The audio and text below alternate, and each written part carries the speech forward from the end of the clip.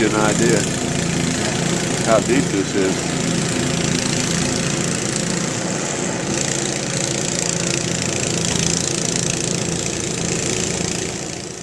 Sure nice that friends came over and did this, because this is really, really deep.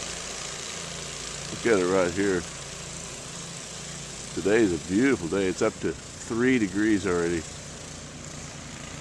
So it's going to be a bright, bright day. This is an outside shot from the back. And like I said, it's already 3 degrees. It's a little bit cold out here.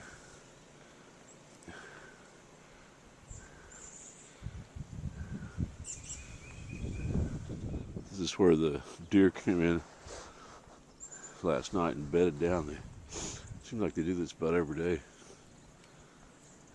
Good place for them. Don't think I'll be playing golf for a while.